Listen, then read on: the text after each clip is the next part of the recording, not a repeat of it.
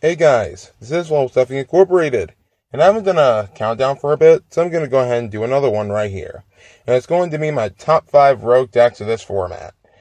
And, more or less the June format too, let's be honest. They'll probably play a factor into it, so let's get to it, because I think that these decks have a pretty good chance in this metagame.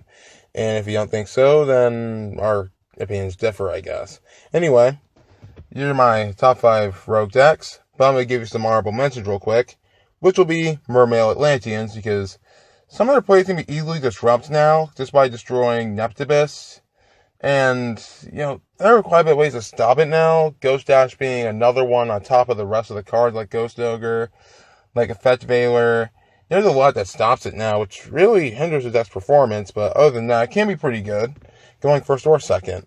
Another one being Monarchs, because True Kings, True Dracos, honestly, are still a pretty big threat, and Dinosaurs can take them down pretty easy.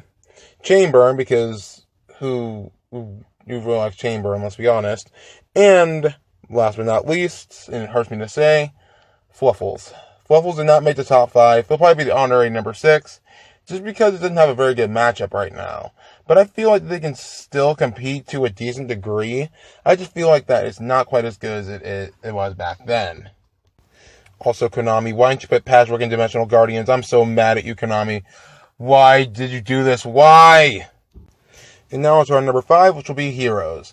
Heroes is a very, very powerful deck right now.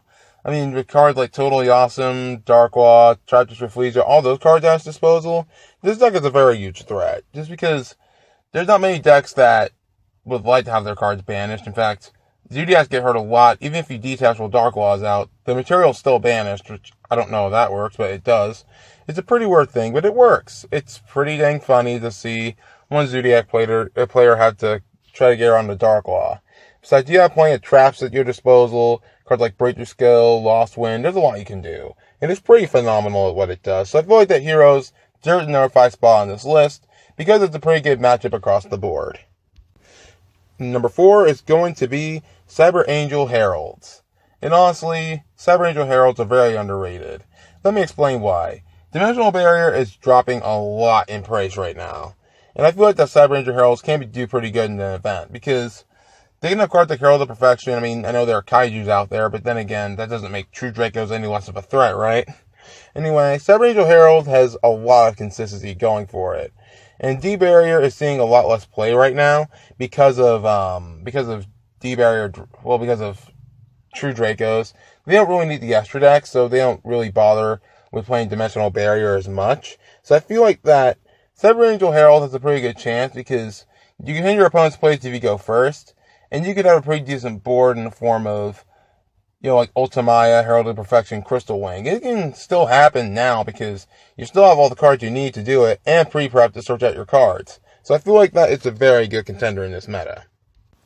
Number 3 is going to be Barrier Stun. I really hate Barrier Stun, but I'm not going to deny its potential. It did drop in playing because True Dracos just need their normal summon most of the time. Just summon Masterpiece, you pretty much won the game against them. Not hard mathematics right there. You don't need to be a rocket scientist to know that True Draco is absolutely crap on this deck. But, you can still run Kaijus if you wanted to, and summon a bear, etc. But, just the fact that Masterpiece can be such a huge threat really hinders this deck's performance. But it can still play pretty well, just because you have a lot going for you. Just go first, just summon a statue, set some pass. And sure, dinosaurs have all kinds of attributes, but that doesn't mean they can make that many plays. So I feel like that, in that sense, Barrier Stun is still a very good deck right now. Definitely not the best rogue option right now, just because of all that's going on.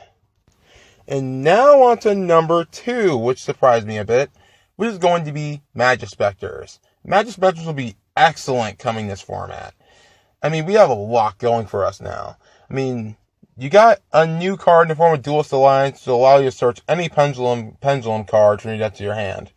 It's incredible. I feel like that it's underestimated in itself. I feel like that Magispectors can abuse this card to death.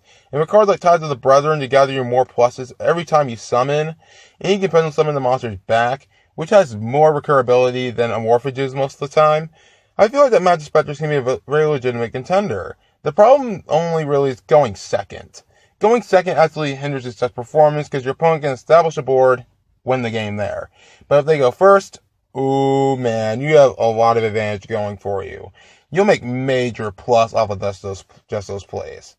So I feel like that Magic Specters can be an excellent contender in this format, and I feel like that they can top an event every once in a while.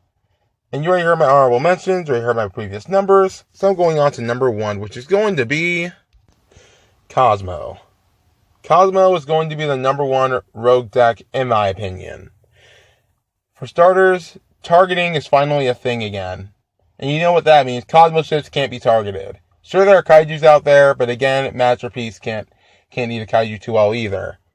Anyway, on to Cosmo. They have plenty of variants to play off of, like Carved Demise Cosmos, Fire King Cosmos, True King Cosmo, Metal Foes Cosmo, Pure Cosmo. There's a lot they can do.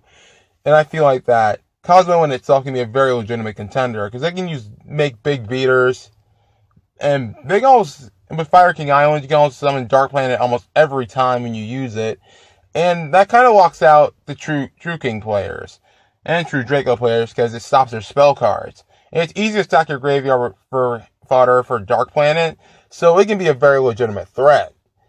And also, it uses Call of the Haunted and Waste of Dragon Souls almost as good as the Teller Knights do, because you can bring out cards like Dark Lady and Dark Destroyer to get rid of possible threats, and Slipbriar to get rid of Draconic Diagrams if you need to. So I feel like that Cosmos in itself is a very legitimate contender, and I feel like they can top an event every once in a while. Any one of those variants can. And I feel like that Cosmo is just flat out a really good deck right now, because most of their ships can't be targeted. Most of their effects go off when summoned. It's pretty nuts, and the only deck I can really say is more rogue after the list hits is going to be Paleozoic, which is probably going to take Cosmo's number 1 spot as a rogue deck because of lawn mowing that grass was greener. And I feel like that Cosmos in itself can be a really, really good deck moving forward. On the Link format, it'll be even better. And I feel like that as a whole, Cosmo is going to be relevant for quite some time. So I hope you guys enjoyed this video. If you guys like it, be sure to hit that like button, subscribe, join the Forever Army, and together we will beat the meta. Talk to you guys next time, and hopefully you'll enjoy some more of my videos. And let's make that road to 200 subscribers happen. But until then, good dueling, good gaming, join the Forever Army, we'll beat the meta, you get the idea. Talk to you guys next time.